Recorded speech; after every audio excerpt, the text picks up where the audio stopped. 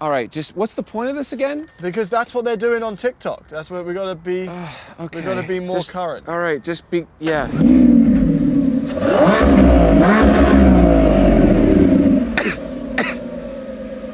Yeah, it didn't work. The dress didn't even blow up. All right, well, okay, fine, but look how pretty you look. I do, actually.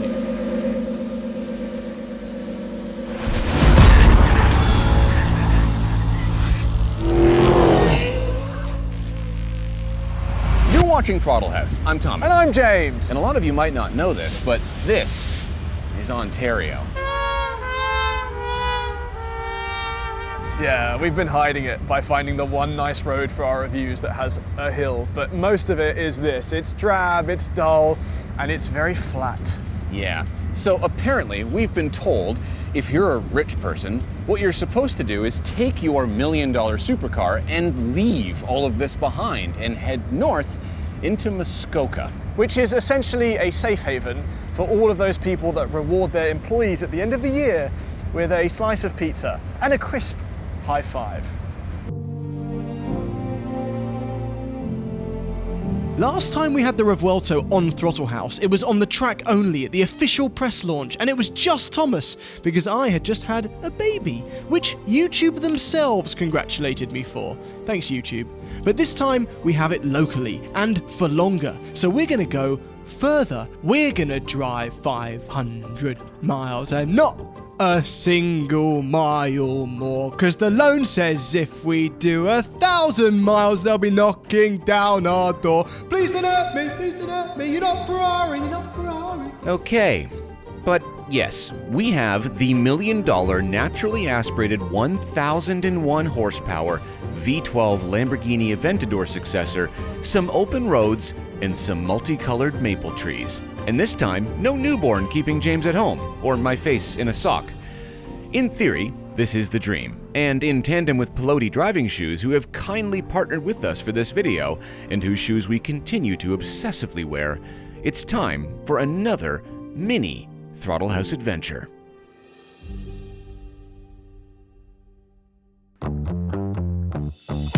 Okay, here we go. You in EV only mode? I'm in EV, well, right now I am. I'm in Yes. Cheetah.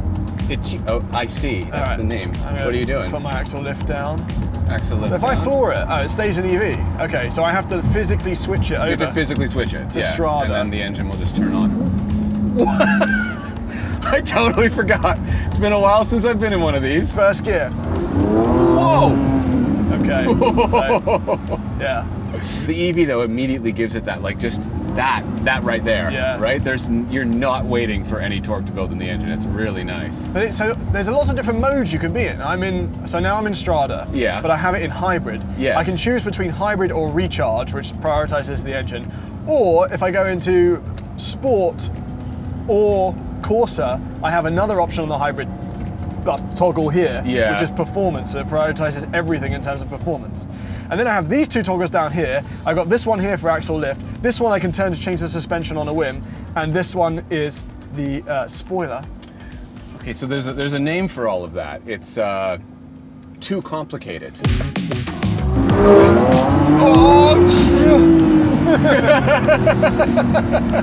It's the sort of car that reminds you that you're wearing a face. Yes. Like yeah. you are a skull. Yeah. Put it in comfort mode, because we are in Toronto, absolutely famous for having crap ass roads. Right. Okay, right? so I'm in Strada now. Strada mode now, okay? See, I felt that this was going to be true. I only driven this on the track, but I thought the ride was quite good. It is. And it is. It is good. It is Yeah, really yeah. good. There's Not no much. like echo or harshness to it at all. No, and it feels, even just around town, it feels like a light. Oh. Okay, so maybe we just kick back and enjoy the ride for a little bit, put some miles in this, and see how we feel. Yeah, let's get out of drab. Yes, please. Drabness. Yes, please. We attempted to get out of the drab Greater Toronto area, but traffic, as usual, had something to say about that. Eventually, the stop and go meant that the loud drone of a 6.5-liter naturally aspirated V12 got a bit old. That whirring's quite annoying though. It is, I yeah. think that's watch. Oh, Isn't that nice? that is extreme. Yeah. Wow. It's so... You hear the... You turn it on. That's cool. We capitalized on the fact that the Revuelto's twin electric motors on the front axle meant we could cruise in silence for the boring traffic. But eventually, we made it to Highway 400 North, where James decided it was time to deploy all 1,001 horsepower in Corsa mode, which uses the V12, the electric motors on the transmission, and the electric motors up front.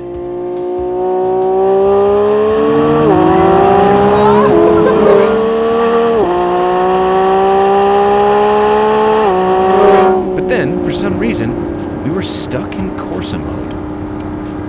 What's it doing? I'm stuck in Corsa right now. It just wants to go. It just wants to go. But it doesn't know we don't go. Alright, fine. We'll All right, here we go. But also, seriously though, how do I leave Corsa? I don't know, but it doesn't matter. Just do that again. Do that thing again.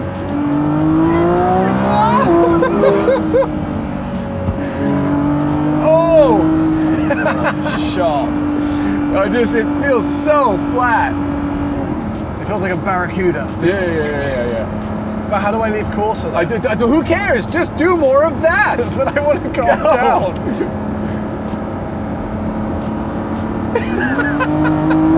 We finally realized that exiting Corsa mode had something to do with being at a lower RPM or something. But even though we managed to drop back and hang out in sport mode, James still had to put a lot of effort into behaving on the highway.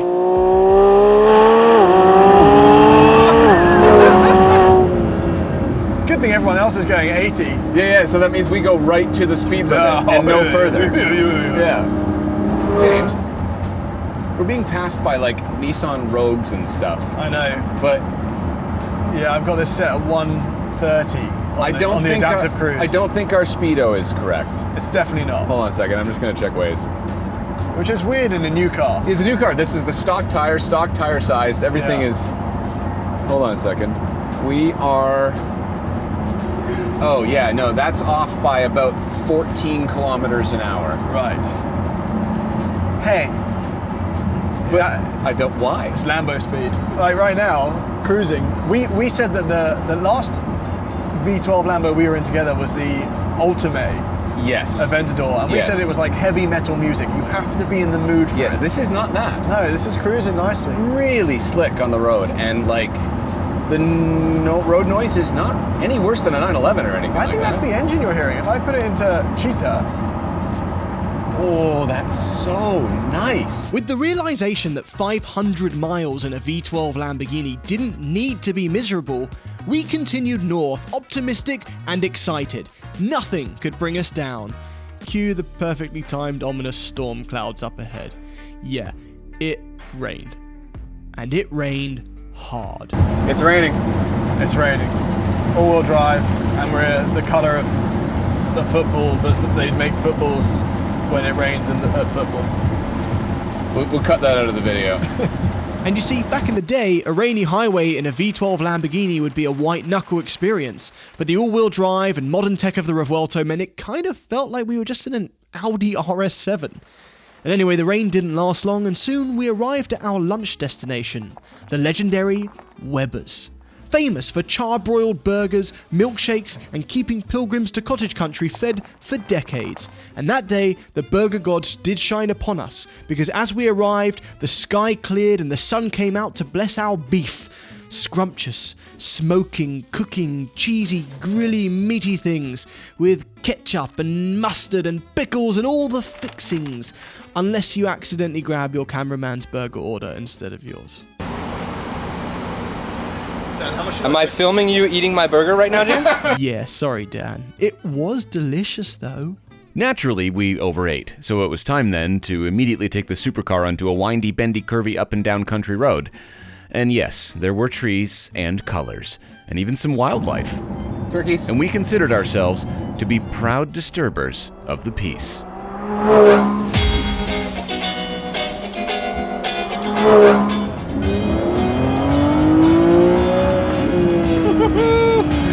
I love that you've driven this on track.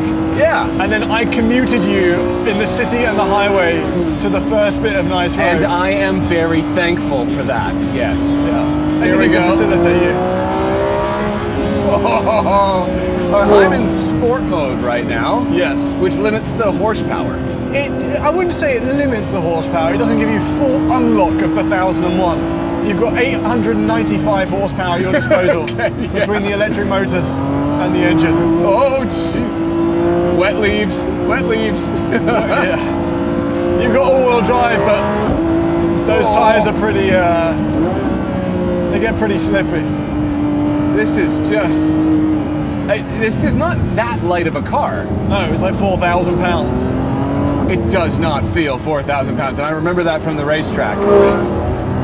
It's just a little dancer. It's really, a big Lambo is not a back road car like this. It just doesn't, it's not supposed to work here. This is a nice road. But this is a gorgeous road. I've never been on this one before, and how long have we lived here? I'm not using all the gears, I will say that.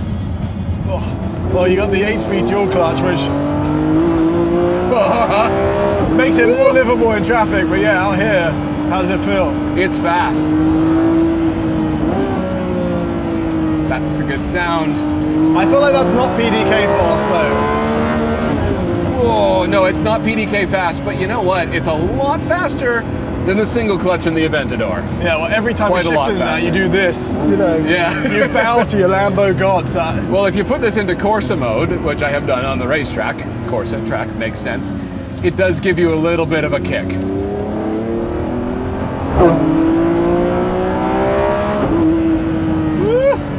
I tell you what though, it doesn't scream like the Aventador did. You're right. It just doesn't have the same. And I think that's to do with some filters and stuff in the exhaust, because I saw on Instagram someone had already removed whatever that issue was. I see. And it sounds like an Aventador. It's the same screen. Do you think a part of it is they're leaving room for the more aggressive trims? Maybe.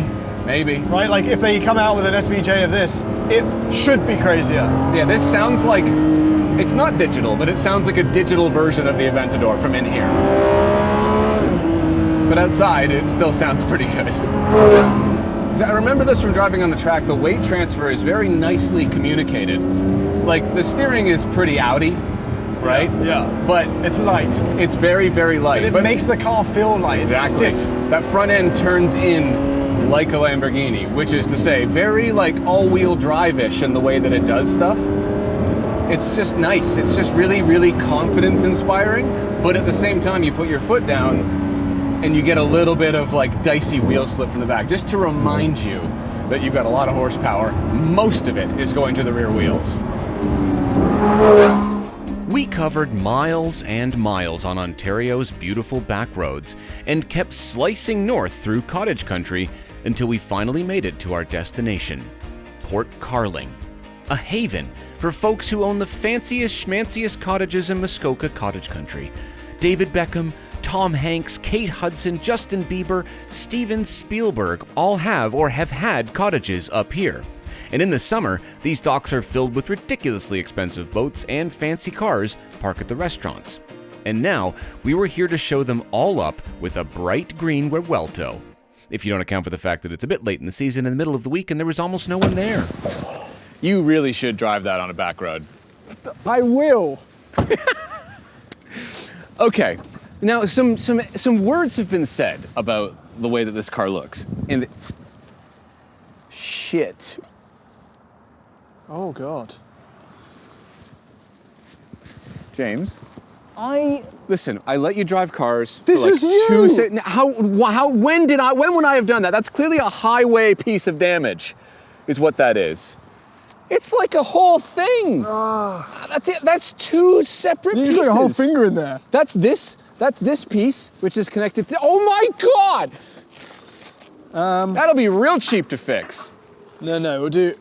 It won't be. However, Yeah. today we can do a quick fix. All right. I think we've got a med kit. Yeah. We'll just put something over it. See what I can find. Give me a second.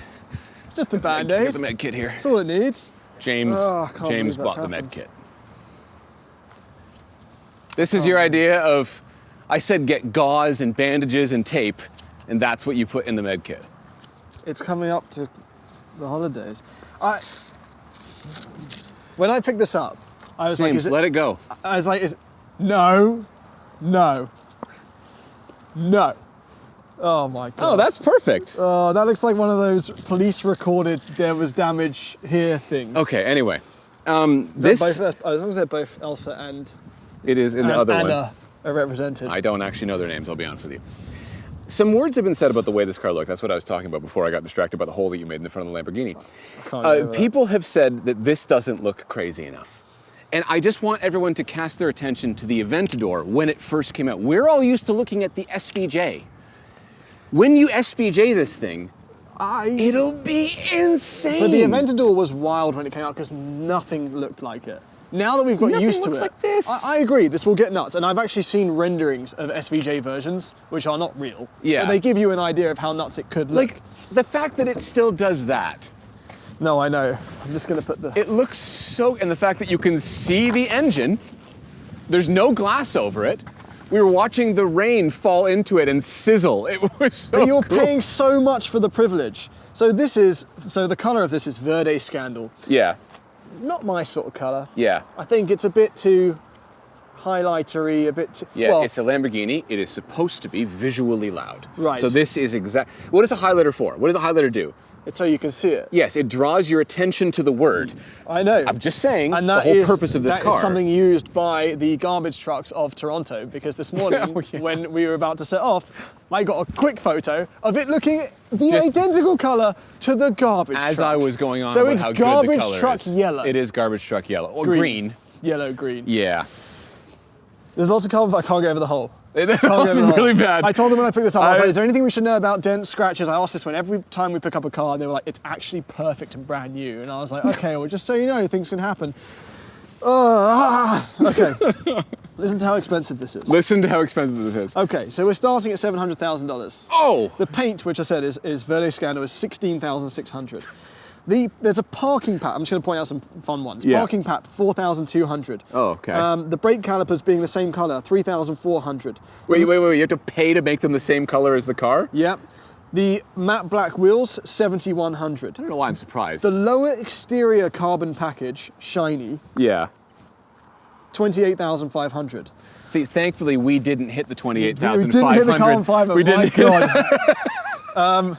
It's still too soon to find it that funny. I'm scared. The upper carbon fiber package pack Yeah. is $27,500. That's got to be this bit up here, so right? so you're over $50,000 in just the carbon fiber packs on its own. The price of a Golf R in Yeah. carbon fiber pack. The Lamborghini warranty extension, 10 grand. Smartphone interface with connected services, 4,400, and it still doesn't have CarPlay. It doesn't have Apple CarPlay. Wireless or wired. Why? Apparently that's coming next year. Yeah. But yeah, door panels, 1,500, lower dashboard. The seats, 4,600 in that color.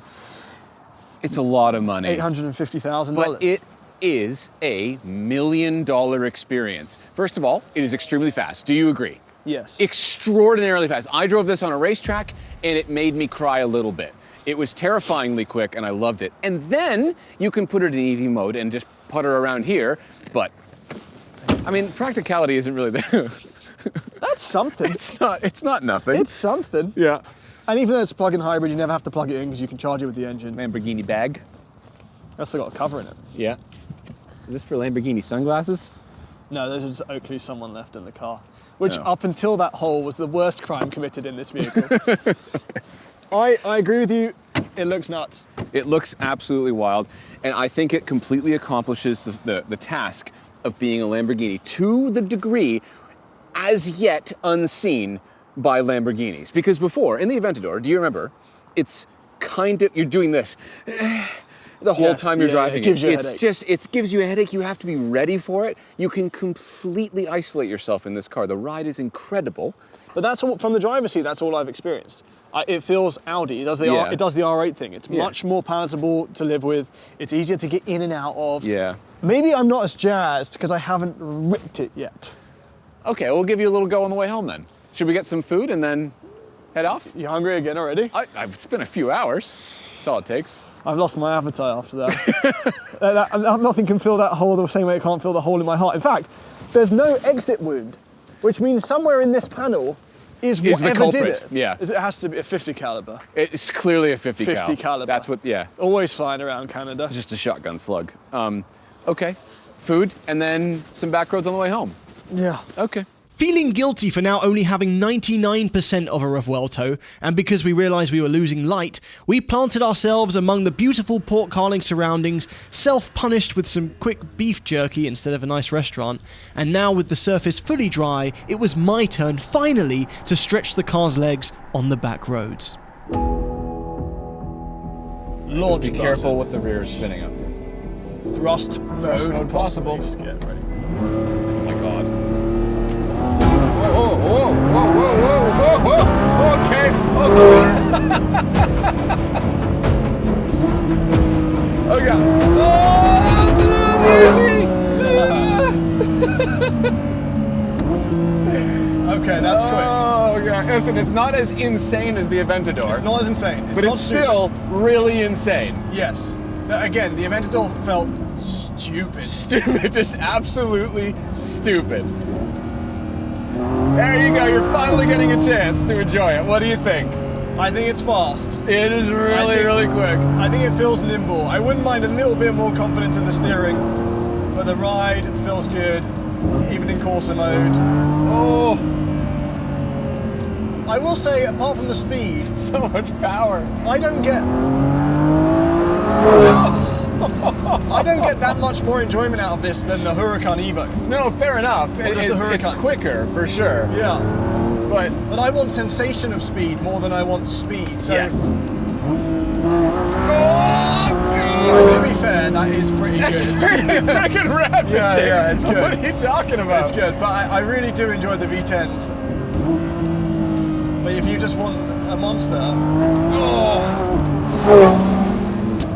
front axle lift for the railway track. Yeah, it's gotta slow down, bring it down for a second. You gotta, every button you have to press. Everything's very deliberate. To commit. It's interesting, yeah. It's the opposite of capacitive touch. But it's very clearly the Audi technology behind the button. It's got a click to it, right? Yes, solid. I think everything feels quite solid. I never had an issue with the Aventador interior. No, but this is obviously a level up. We've got some crazy technology.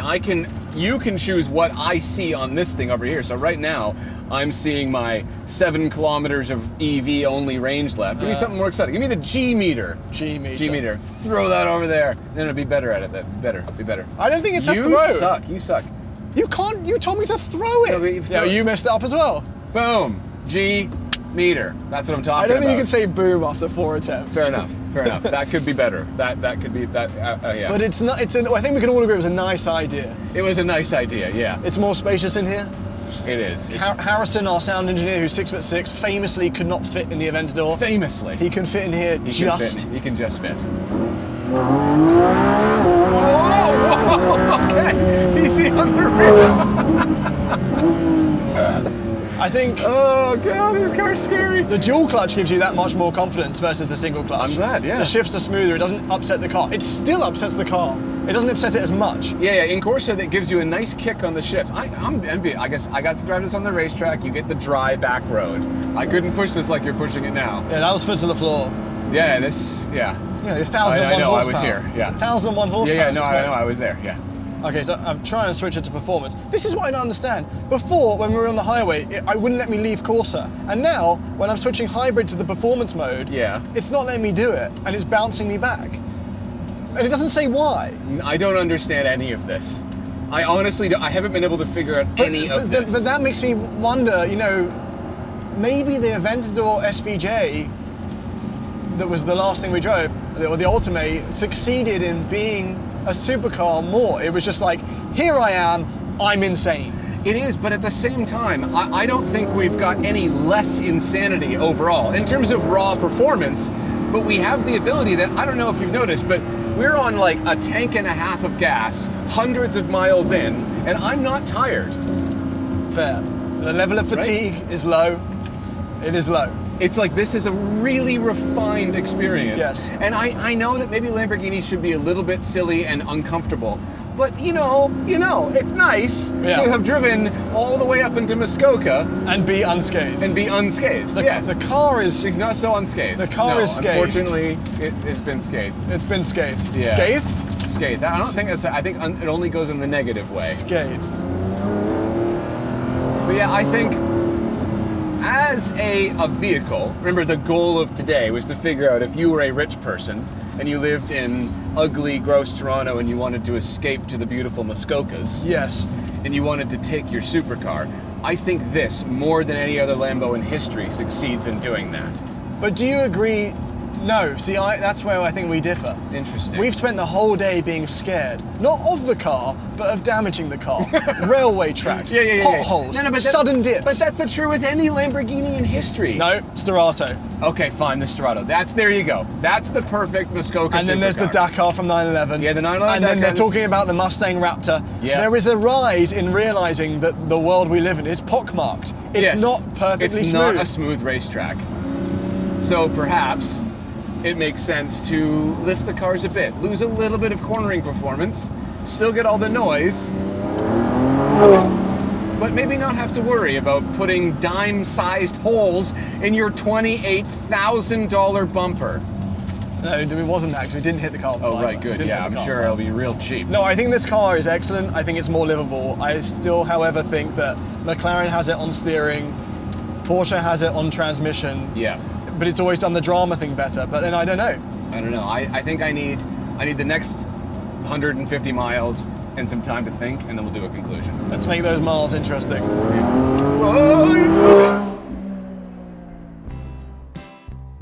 After finally getting the chance to properly hustle the Big Papa Lambo on a twisty road, James, after insisting on a few more backroad detours, was clearly stoked enough that he covered the rest of the couple hundred miles back towards home without even offering to let me drive.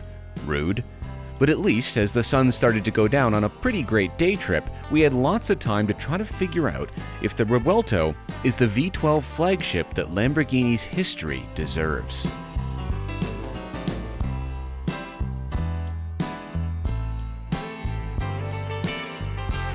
After I had more time to digest this new beast, personally I think it's a home run.